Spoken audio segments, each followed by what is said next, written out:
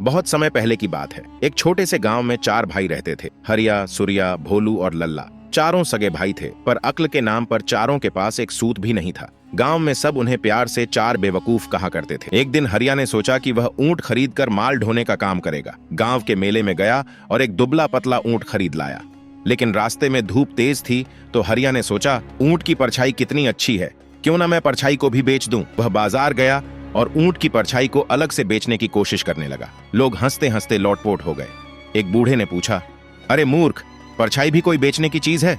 हरिया बोला, क्यों नहीं, परछाई नहीं होगी तो धूप में कैसे बचेंगे। बात गांव में फैली और उसका नाम पड़ गया, परछाई वाला बेवकूफ। दूसरे भाई सूर्या को एक रात लगा कि चांद कुएं में गिर गया है। उसने भोलू और लल्ला को जगाया और कहा, जल्दी चलो, चांद हमारे कुएं में गिर गया है, अगर उठा लिया तो अमीर हो जाएंगे। तीनों भाई बाल्टियां, रस्सियां और टोकरियां लेकर कुएं के पास पहुंच गए। उन्होंने रस्सी से टोकरा नीचे डाला और बोले, आजा चांद मामा, डर मत। चांद की परछाई पानी में झलक रही थी और उन्हें यकीन था कि वही असली चांद है। कुएं में टोकरा बार बार डालते रहे, लेकिन जब टोकरा खाली आता तो कहते, लगता है चांद फिसल गया। एक पड़ोसी ने यह तमाशा देखा और पूछा, क्या कर रहे हो? सूर्या बोला, चांद पकड़ रहे हैं। वह हंसते हंसते बोला, अरे मूर्खो, वो परछाई है, असली चांद तो आसमान में है। इस पर सूर्या बोला, तू हमें बेवकूफ समझता है? हम चार लोग हैं, तुझसे ज्यादा जानते हैं। तब से उसका नाम पड़ गया, चांद वाला बेवकूफ। तीसरा भाई भोलू ने एक दिन सोचा कि हर सुबह मुर्गा उसे जगा देता है। उसने सोचा, अगर मैं मुर्गे को बांध दूं तो सुबह कभी ना आए। उसने गांव के मुर्गे पकड़ने शुरू कर दिए और रस्सी से बांधकर घर में रख लिया।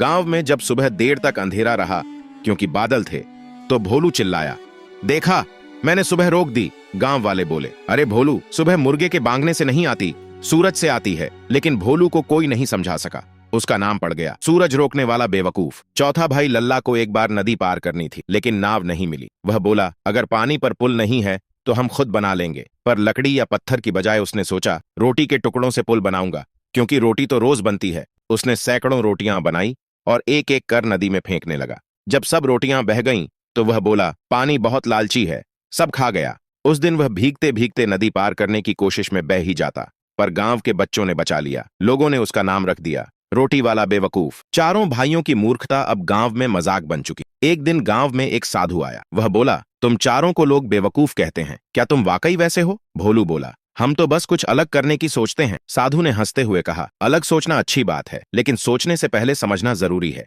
फिर उसने उन्हें सिखाया कैसे सवाल पूछना चाहिए, कैसे सीखना चाहिए और कैसे हर काम करने से पहले सोचना चाहिए। धीरे धीरे चारों भाइयों ने ध्यान देना शुरू किया। हरिया अब ऊंट की मदद से सामान ढोने लगा। सूर्या ने खेतों में काम शुरू किया। भोलू मुर्गी पालन करने लगा और लल्ला नाव बनाना सीख गया। गांव वाले अब भी उन्हें चार बेवकूफ कहते थे, लेकिन अब ये नाम प्यार से और हंसी के साथ लिया जाता था, क्योंकि अब वे बेवकूफ नहीं रहे। मूर्खता कोई अभिशाप नहीं।